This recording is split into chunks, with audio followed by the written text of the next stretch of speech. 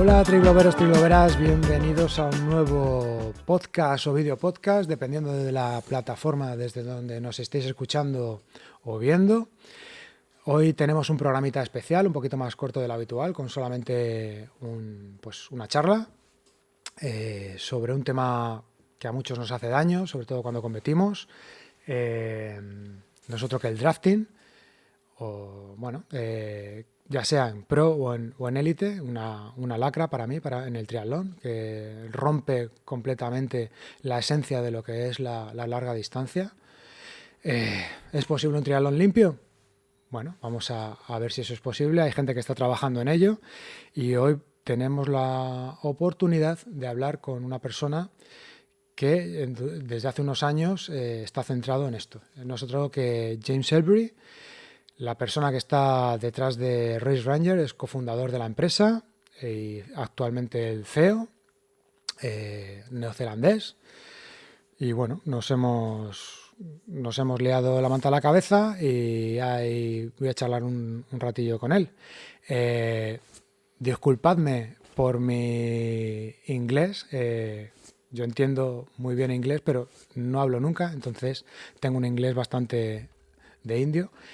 Pero bueno, yo creo que se le entiende a James muy bien. Ha tenido el cuidado de hablarnos tranquilamente y vais a ver que se le entiende muy bien. El que no lo entienda, pues que se pase al vídeo podcast y le ponga los subtítulos, que los pone automáticamente.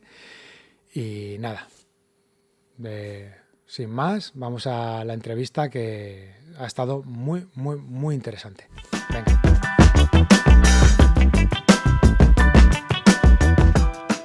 Bueno, vamos a seguir con la entrevista. Vamos a hablar ahora con James Elvery. Es cofundador y CEO de Race Ranger. Muchos de vosotros ya sabéis lo que es el aparatito este que está ahora tan de moda, que nos promete que va a acabar con el drafting. Entonces, sin más, pues vamos a dar la bienvenida a James, que le tenemos aquí. Hi, James. Hi. Hi. Thank you for joining me today. First of all, I like to apologize for my rusty English and bad grammar, strong Spanish accent, and secondly, it's an honor to have you here in a little media like Trigloveros, in a distant part of the world, and we really appreciate your time. Okay, it's an honor to have you here because many of us think that the Race Ranger could be the difference between the bad triathlon and the good triathlon. I mean, this technology is amazing, but for those who may not know, what is this technology and who is James Elvery? This is the typical questions I think, but I have to ask. Well, thank you for having me, and great to be here. Okay. So calling from New Zealand on the other side of the world, and I guess I've been a triathlete my whole life since I was 2 or 3 years old. I remember going to races with my father. You run in ITU. You ran with so the Brownlees, Ivan Raña, Javi Gómez Noya here in Spain. A little bit behind them, but I was in the same race. Yes. Okay. So I was in this kind of era, and came up through the triathlon system with ITU. When I was finishing, I didn't quite make the New Zealand team for London. We had a very strong team. This is 2012. 12, yeah. Okay. After this, I wanted to try long distance and non-drafting again. From when I was a junior, I had been always drafting. And I found it frustrating because of the drafting rules, and it would take me maybe 2 years, I thought, to adapt properly to be able to compete. And I was not really enjoying it either. Anyway, I like going really fast and maybe having an explosion, not a big slow exercise competition. I thought of it, so it was not for me. But the drafting problem, was obviously really annoying, and it's always been topical. Everyone's always talking about after races. This race was ruined. This race was no good. It's not fair. Somebody got a penalty. Maybe they shouldn't have a penalty. This kind of thing. So, I started working on this idea with my good friend Dylan McNeese. He's also was an athlete. He was one of the athletes that was founding member of the PTO, and now he actually works for the PTO today. He's the athlete manager there. So we started. This is 2012, 2013. With some ideas, and we played with lasers that make a light. The problem of drafting is from a lot of years. We always think in drafting, and we think is the problem is actual, but the problem of drafting were so many years ago. It's always been around. I remember when I was a kid in the late 1980s. I remember my dad at a race, and this is long time ago, when the athletes sit down in the transition with a seat and they put their feet in a bucket, and my mum would come and put his socks on. This kind of long time ago. Wow. But after, they're still talking about drafting and the rules and the problem. So it's always been there, and it seemed like it was just something that was too hard to solve. But we didn't think so. We tried a few things, and we thought somebody will fix this with technology at some time, and we should have a go.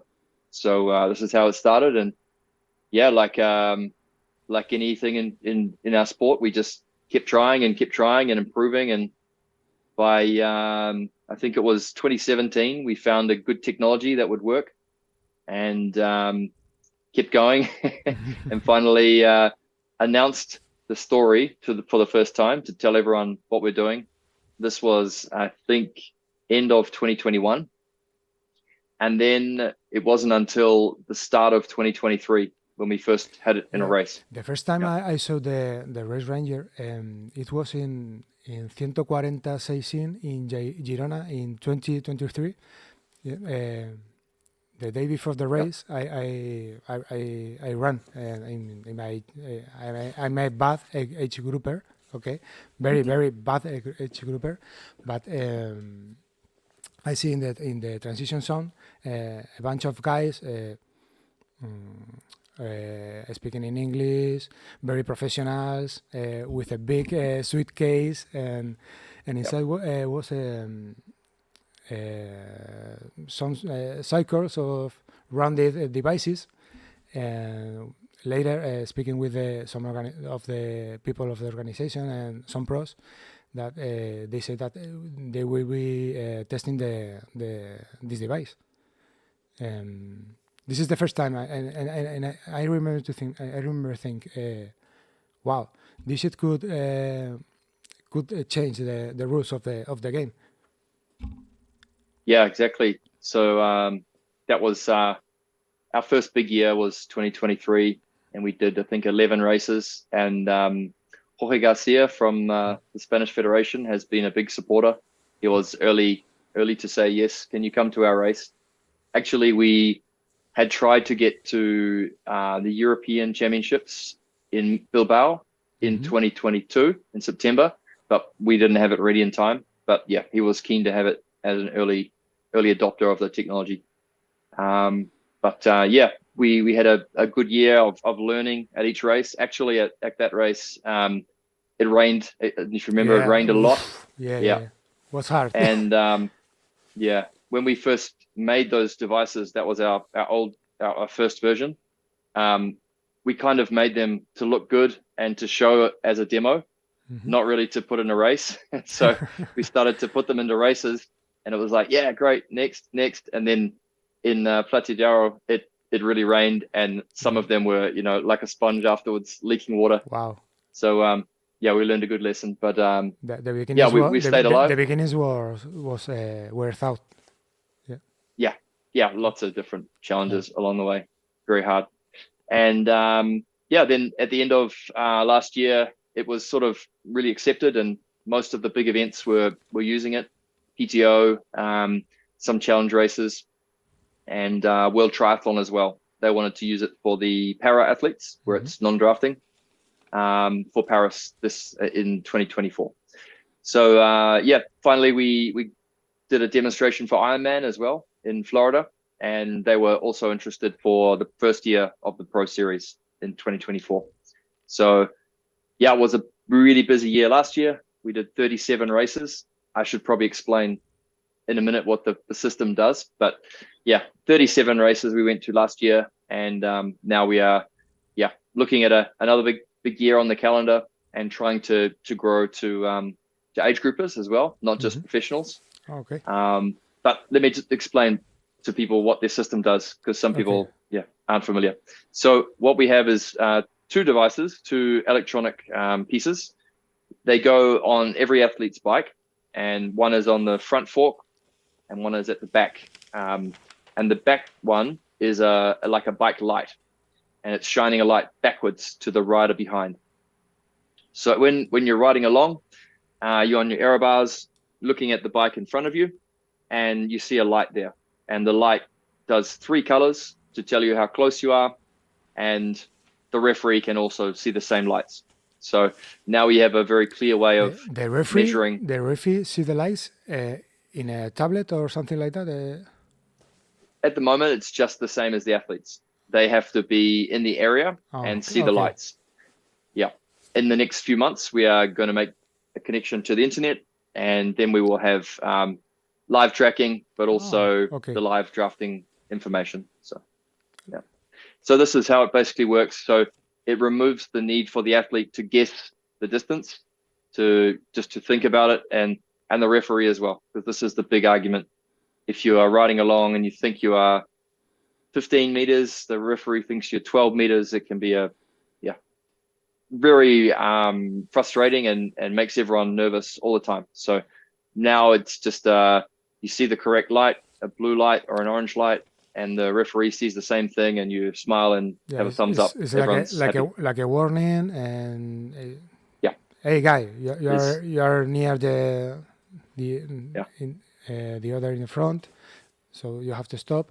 But now you don't have light tracker, or no? Not yet. Okay. So in the device right now that we're using, the second version, it does have a chip to the internet, a 4G LTE a modem. Yeah. But we just didn't get it working yet. So we're working on this at the moment to make it reliable everywhere we go, and this will be really cool. Yeah, we're looking forward to this. Are you working to make it smaller? A little bit. It's not something that the athletes are really concerned about anymore.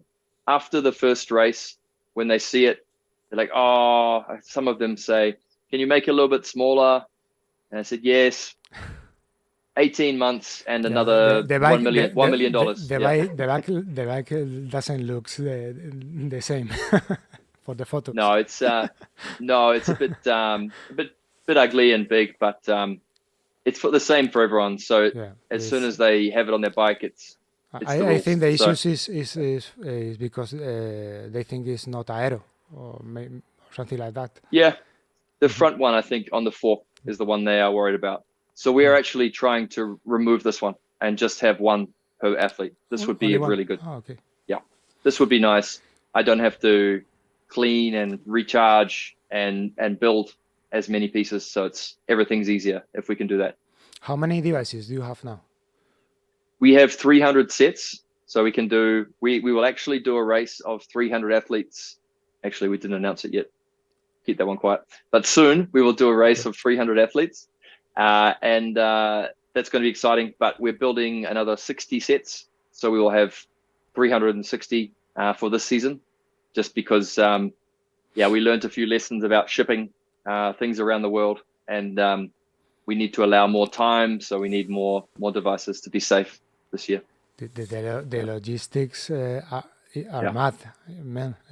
You are traveling all around the world. I can see you in the ISS now. Yeah. I'm trying to get the cellular connection going. But lots of travel. Last year I went to 25 triathlons, which was a lot, and not in one place. You travel a lot of miles. I remember I write an email to you and you say, hey, I'm going to be in Pontevedra, and I think you are traveling a lot this 2024. Yeah, 25 races. 25, and so this year I will do Ironman, PTO challenge. Some challenge. Challenge Roth in Germany. In Poland we did one, and in Austria, St. Pölten and Gdansk, but not too many more. We are mainly with the Ironman, World Triathlon, and T100. These are the main ones. Lots of travel. But in 2025 this year, I will do less travel. I will have staff who can do most of the races for me, so that I can stay in New Zealand and focus on the next phases of the project with the engineers. Do you have a family? Yes, 3 kids and a wife. You have to travel less. Last year they came with me because my wife is actually French. And so we came to live in France for 6 months, which was nice. I was not always there. I was going everywhere, but we had a home that was not in the winter and in the ski season like it is here in New Zealand. So this year, I think maybe we will go away for 1 or 2 months total, but the year after we'll be very busy and probably go for the whole season. Okay. Yeah.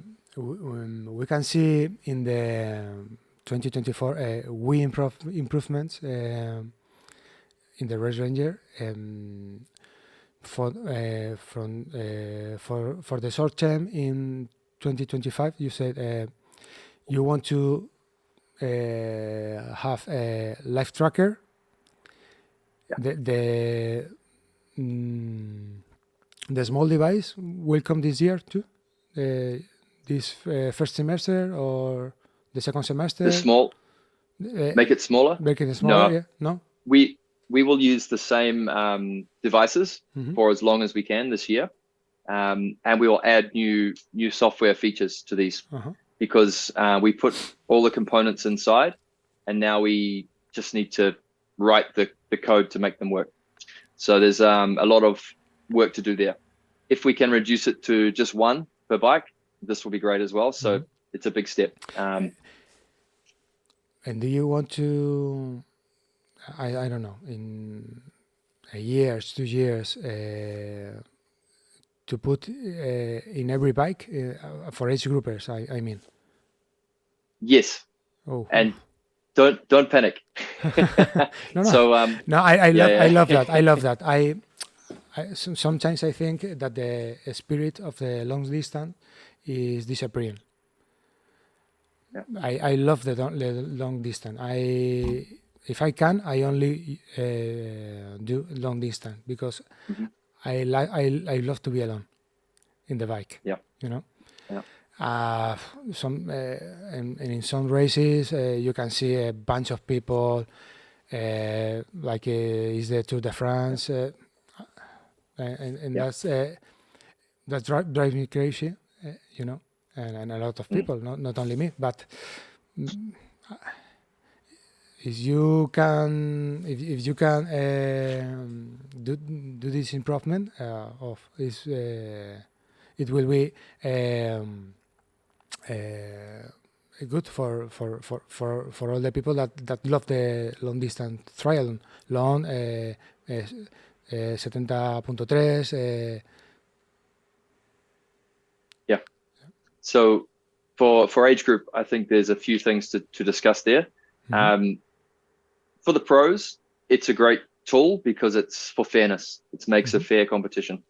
And there are many age groupers who also care about having a fair competition the same way. Yeah, and it's safer for the groupers. Yeah. So they care about, not having a bunch of 20 people catch them, and maybe they try to break away, but everyone just follows, and it's super frustrating. But there's another part of the age group athlete field at most races who aren't really caring about it as a race.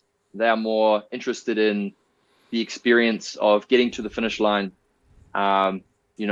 maybe go faster than last time, but they're really just doing it for fun, for exercise, and as a personal challenge, not so much about, win my age group or qualify for Kona, this kind of thing. And so there's some differences within the field that we need to allow for. And the way I see this working is if you have the competitive athletes on one side and the, let's say, general participant in the other, which is probably bigger as well. Hopefully we will never be able to separate them on the field, on the race. You will not have a Saturday and a Sunday. They're always going to be mixing on the course. Okay. So for us, for the system to work, all the athletes still have to have their devices, but we can make the lights not turn on for people who don't need it.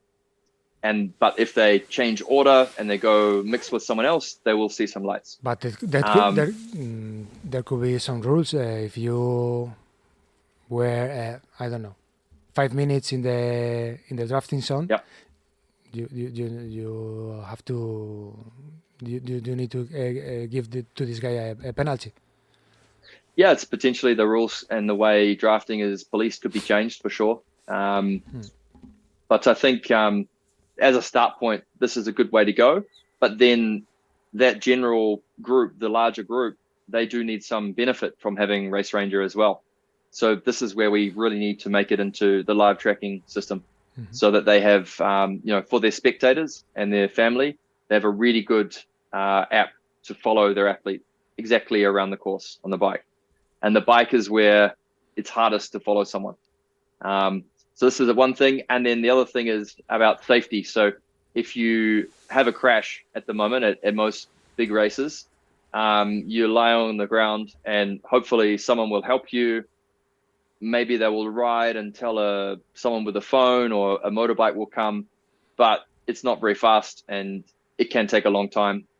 And if you are stuck and you have to have 2 punctures or something, and you have to wait for the truck at the end of the whole field of athletes, you can be waiting there for quite a long time. But if we know where everyone is and if they've stopped, and maybe even if they've had a crash, we can detect a crash, and that straight away can go to the headquarters of the race, and they can get a ambulance to you. It's easier for the organizers and the medical team in the ambulance will even know your number, and from your entry they will know your allergies and medical history if needed, this kind of thing.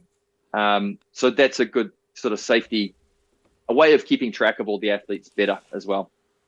Even if they decide to go off the course, because this is a thing, sometimes people get lost or they decide not to finish the bike and go to their hotel. But the event are worrying about, where is this athlete? Did they get hit by a car, or where, all they see at the moment is one timing mat to another timing mat. And so they have no visibility of where the athletes are. So we see this as a good benefit. And then the third one is the data after the race. So during the race, we can collect all the information about every time one athlete passes another or follows another or is overtaken. Now is all the big data. Yeah. Yeah. Exactly. So instead of just getting the results sheet and your own, your heart rate and power file into Strava after the race, now we can supply from the event information about your race. You overtook 8 people in your age group. This point, 8 kilometers, 12 kilometers, 55 kilometers, etc. 3 people overtook you, and this is where they happen. When you did this overtake, you took 28 seconds to go through the draft zone. This earned you 3 seconds of illegal time, etc. Yeah. This one was good, 10 seconds, no illegal time. And then this can make a score of all the drafting time through the race. And then you can rank this for your age group for the whole race, however you like. So this is where I think it gets quite interesting for the competitive athletes. They will be like loving this stuff. But for it to all work, we have to make some benefit for everyone in the race and not create a lot of chaos. You know, if you have this big bunch in Barcelona and we put the lights in the middle of that bunch, it's just, there's no point. Yeah. So, yeah. But, you know, if we can stop that bunch from really coming together, that will be safer as well. If from the start of the ride, you can encourage everyone to stay apart more, even if it's going from 1 meter to 4 meters, that's better than, you know, riding in the peloton. If you can make this big problem and a small problem, it's a big improvement. Right now. This is the plan. Yeah. How many people works with you? So we have engineers. We have 2.5 people full-time. 2 full-time, 1 half-time. And then this is on my team. And then I have a company that we work closely with. And they do a lot of the design for the hardware. And they help us as well with lots of things. And then I have really 2 guys who are doing a lot of the races for me. One in North America and one in Europe. And then I am bringing in 5 or 6 other people who are able to fill the gaps and do other races, operate where we can't get everyone at one place at one time. And everyone needs a break sometimes as well. So this is sort of the team. And then, the usual team of advisors and a board of directors and investors. So I see. Now you say investors. I see in Instagram, Alistair Browley. Maybe an investor. So we're actually raising money at the moment. So it's a good time to do a podcast and tell everyone. We also. We also the same. So Alistair, he's been using the system for 1.5 years now, and obviously had some. He got 2 penalties this year. So he's the first time in his life, that he has. So even with this, he really likes what we're doing and has got behind the system. So he's invested, but we are open to investment at the moment. I'm doing lots of Zoom calls with people around the world. It generally suits just athletes who love the sport and have done well in business or, have some family money kind of thing, and want to see this go to the next level. Because as a business, really, with the pro use that we're doing at the moment, it's okay. It's not a big business, it's okay for me and my family and a couple of friends, but to make a good business in return, it needs to get to the age group. So this is what we are really focused on, and this is what we're raising money to fund. Okay.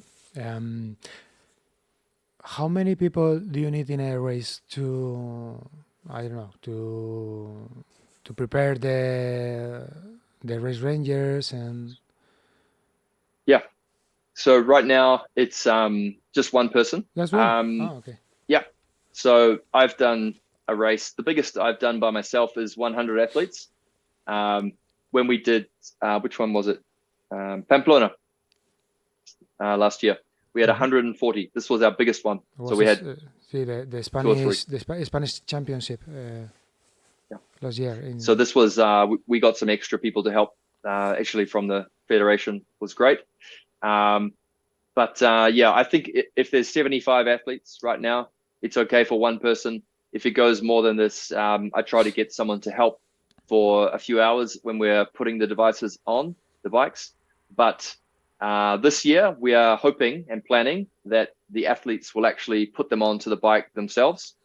So we will give them at the pro briefing, we will give the devices to the athletes and they will put them on the bikes most of the time. And this will make it a bit easier.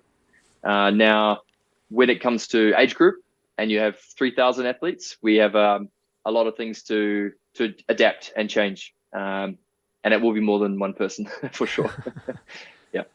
Okay, and may I ask how much it costs to the organizer to have a race ranger in his race?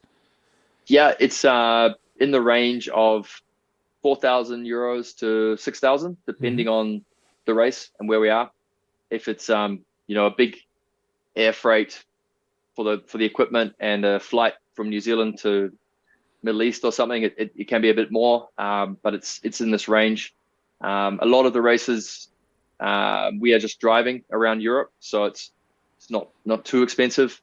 But this is basically covering the making the units, paying some staff to be at the race, and then the travel and air freight to send everything there. Mm-hmm. We are not really, as I say, we're not trying to make a lot of money from the pro racing. It's just a step to get to the age group, really. When you start with this project, do you have any issue with any referee?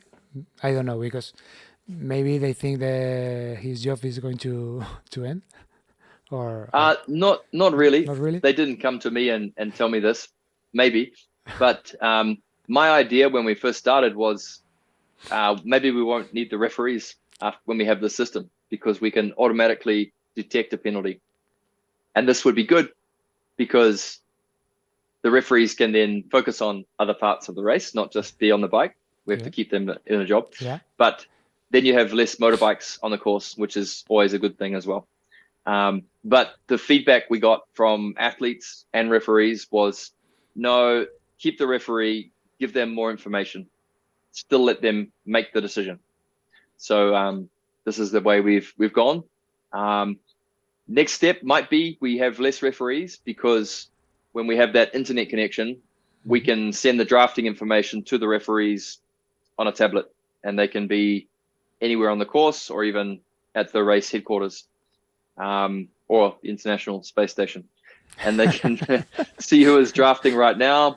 And then normally I expect they will want to go and have a look at the situation and then give a penalty in the app, rather than maybe being 2 kilometers behind and going, yep, bang, bang, bang, I'm done, kind of thing. So, but this will be the next step. And I think this will really change the way the racing works, because right now, unless there's a referee there, there's probably people still drafting. We are recording the data and we can see that afterwards, but during the race, it's still happening.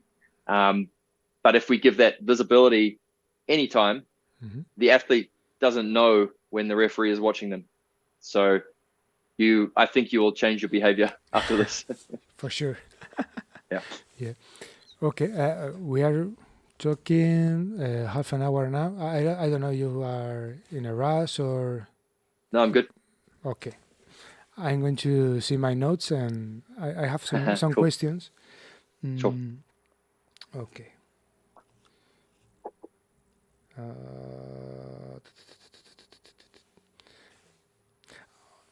This is good. This is good. How is the system adjusted for different courses and conditions? You talk about Girona was raining, and how do you manage that? The main differences now from race to race are just the drafting distances, really. So we have normally a 12-meter draft zone for an Ironman event or lots of races, and then a 20-meter for T100 and PT and challenge races. And then some races are actually 10 meters for the para. The World Triathlon Para is 10 meters. So this is the main adjustment for us. It's just a quick change in all the devices. But that being said, each race we are normally releasing a new version of software for the race. So we are improving things all the time. Every race we record a lot of data.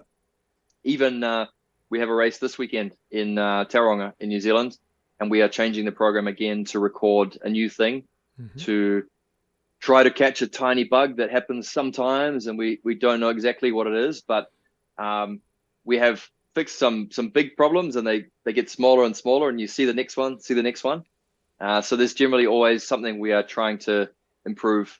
But soon we want to park it and say, that is good enough. No changes needed.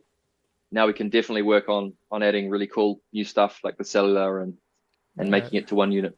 It's okay. Some people have his issues with the race ranger, and I think they have to think that this is the beginning. This is only the beginning. Yeah. You said that you always have issues. You are continually improvement the software, the system, the knowing of the I don't know how to say that in English. Sorry,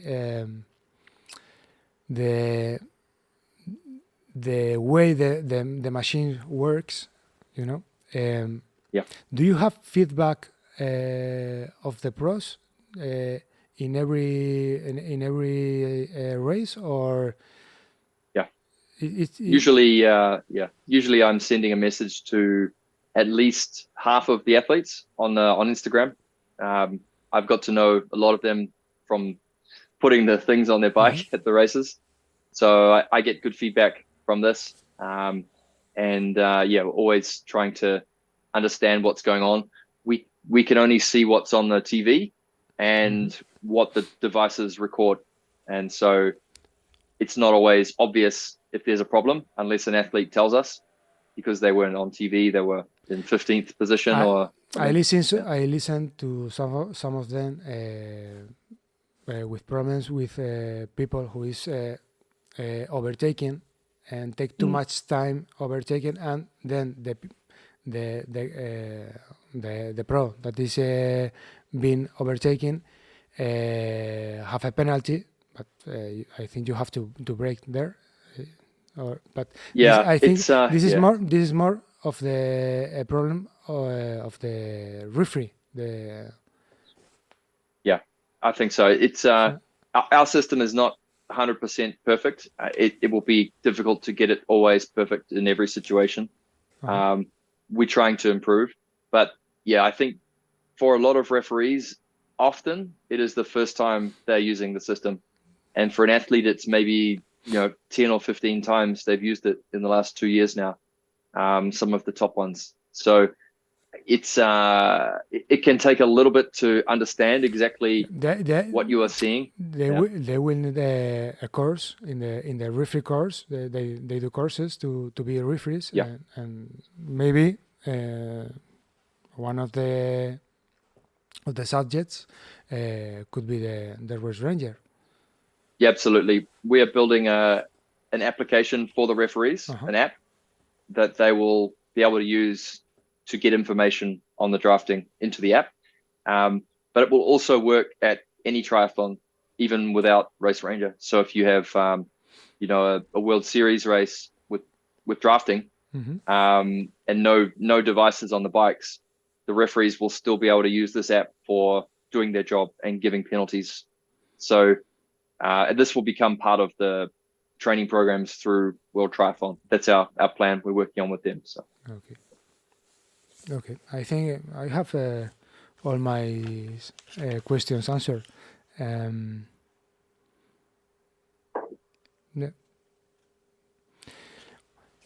I have one. Where do you see Race Ranger in 5 years?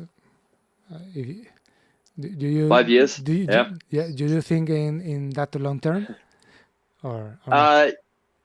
Probably not that far. Not that far. It's about 1 year to 2 years is as far as I can see in my eyes. But 5 years,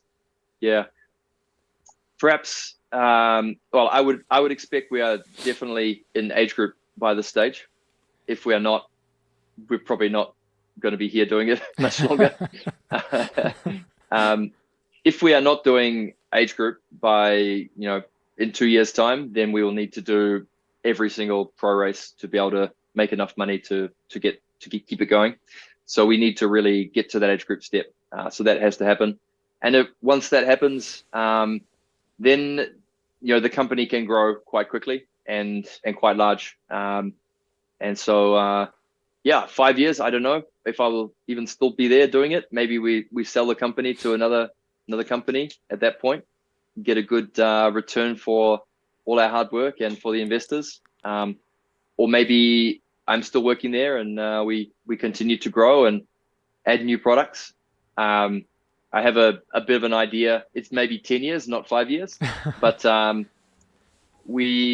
if we have crystal ball, we have devices on bikes in the real world. And then you have things like Zwift and Ruby and Full Gas, these kind of indoor training platforms, which are going to get more and more real, like the real world in time. If we can take the positions of all the athletes on the course in a race and put it into the virtual world, that would be really cool, and do it live. So imagine you are, instead of watching the Tour de France on the couch with a beer, you can say, nope, stage 8, I'm going to buy a little pass and I'm going to ride the last 2 hours of the stage with the pros, with the guys. And you make your FTP, you say, my FTP's here, here's the average of the pros, make that the same. Okay. So you can keep up and you don't get dropped straight away. And then you can see on your screen the real race as they go through a pretty real world. And you can pedal harder. Wow. And move forward in the bunch and go next to Cam Worth, and then go a bit further forward and go next to Mark Cavendish. And well, maybe not in 5 years, Mark Cavendish. No. Probably Cam Worth. And then if you can go even further and you can say, okay, in my headphones, I want to hear what the noise is right there. I want to hear the wind, the gears, the laughing, maybe the radio from the team car. I can hear them, ale, ale, ale, And wow. So this would be a really cool experience. And I think we are at the early stages, but this could be possible at some point. Wow. This would be great, man. Yeah. I know. And I love the I work in a computer store, so I love all these gadgets, these. I love the Swift and be cool and all the now Training Peaks virtual, all these things. Yeah. Okay. Cool. So I'm going to close the interview now. It was a pleasure to have you to chat with you, and I want to see the evolve of this item in these years, and I hope I can use it at least one time. We should arrange a test for you. Being age grouper. Yes, okay. Definitely. And thank you for your questions and your time, and thank you to Spanish Triathlon, all the athletes. It's a very big nation in triathlon. Everyone knows this, and we appreciate your support and helping us to this point, and all the great events that are put on and that all the athletes go to. So, thank you. Okay, thanks a lot, James. Y hasta aquí el programa de hoy. Bueno, espero que os haya gustado. Recordad, darle a me gusta, suscribiros. Nos ayudáis un montón. Comentadnos si este contenido os ha parecido interesante, si pensáis que tenemos que andar un poquito más o le tenemos que enviar alguna pregunta a James sobre su aparatito, el Race Ranger. Y nada, cualquier cosita, ya sabéis que estamos aquí para daros voz, que Trigloveros no es otra cosa que una plataforma, o al menos así lo entendemos Isaac y yo, para dar voz a la gente, pues a los aficionados. Así que me despido y nada, daros las gracias por estar ahí. Saludos.